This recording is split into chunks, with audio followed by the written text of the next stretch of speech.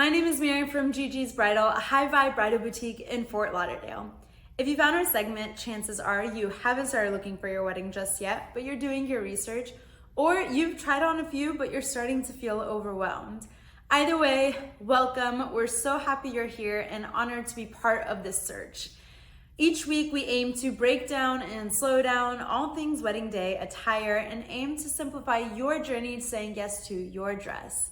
We promise to always keep it real and keep it honest. If you have questions about anything you hear today or would like to hear about in the future, please drop us a comment. I promise you're not alone and we'd love to tackle it together. Last week, we talked about best practices when storing your wedding dress, and today we're covering how your wedding dress can inspire your florals. At the end of this video, we'll have 2 different bouquets to help visualize the inspiration that we talked about today. If you haven't found your wedding dress yet, by no means are we suggesting that you select your wedding dress based on your florals. Pick your wedding dress based on what makes you feel like the most beautiful and confident version of yourself. After you say yes to your dress, if you need some inspiration about the rest of the details of your wedding day, your wedding dress would be a great place to start. After all, it has all your favorite things and elements of elegance and beauty and incorporates your personal style. So when it comes to your florals, turning to your wedding dress, especially if you're feeling stuck, could be a great place to start. The first thing you're going to want to keep in mind when picking your wedding day florals against your wedding dress is to have a bouquet that complements but doesn't compete with the dress.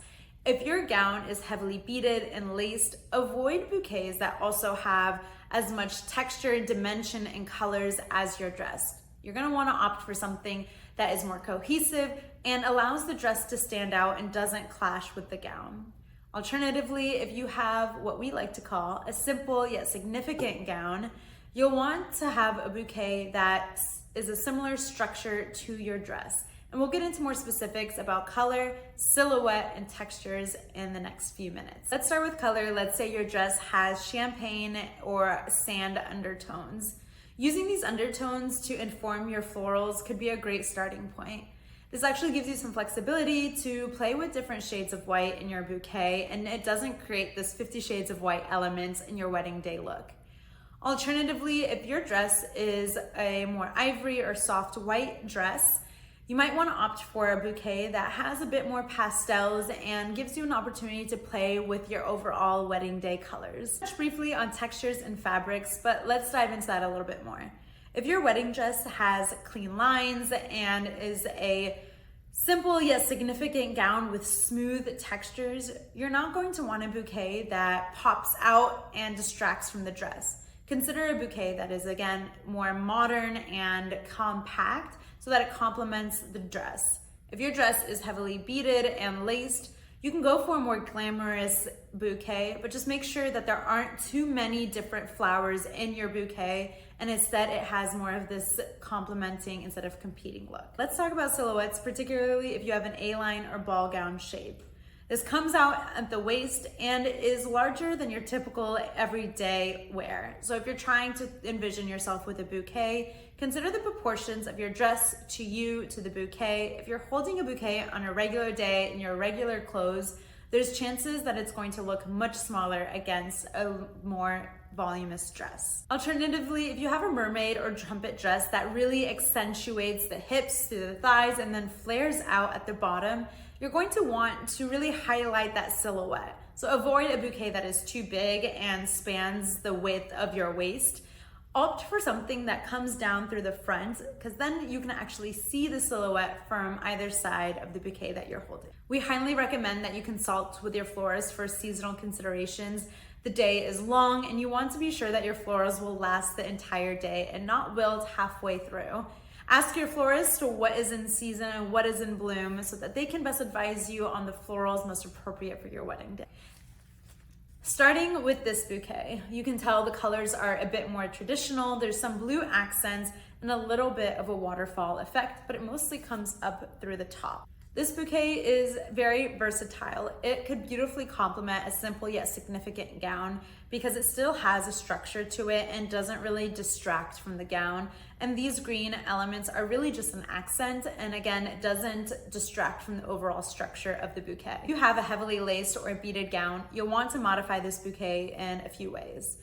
The actual variations of the bouquet is a great starting point. However, these green elements could be a bit more distracting when it actually hits the gown. So if you do still want green elements, bring this in for a bit more of a tighter bouquet. One thing to really remember about your bouquet is this accent on the bouquet itself. This ribbon is what holds together your florals and doesn't allow them to shift or lose their shape.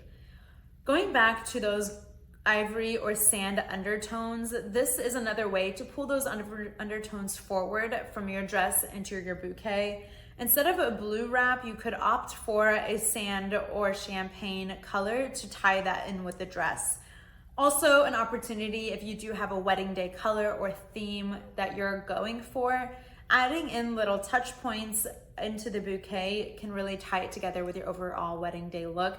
Generally speaking, although there's no rules here, try to stay away from the entire bouquet being the color theme of your wedding day. You'll want to focus on your wedding day look and your gown and not blend in too much with the rest of the wedding day look. Bouquet number 2 is a bit more fun. She has more color. You can tell that there's a lot more variation going on in this bouquet. Bouquet is great if your dress is one kind of lace. We're thinking a boho eyelet lace. We'll link a dress at Gigi's Bridal below for reference, but because this bouquet has so many colors and different textures, it's beautiful, but it does lend to the possibility of competing rather than completing the dress. A bouquet like this has potential to look really small against a ball gown or an A-line dress. So again, keep in mind the proportion of the bouquet relative to the dress that you're wearing. The way this bouquet actually stands up straight is really great for a trumpet or mermaid silhouette because it allows the florals to come up, and actually the silhouette is accentuated, which is probably one of the reasons that you selected the dress. 2 different bouquets, but at the end of the day, they each offer your own unique way to bring out more of that personal style, accentuate your dress, and really bring you a cohesive wedding day look. Next week, we're talking about the difference between A-line and ball gown silhouettes and how to decide which one is best for you. If you found today's segment helpful, please follow us on your favorite social media platform or subscribe to us on YouTube, and we'll chat next week.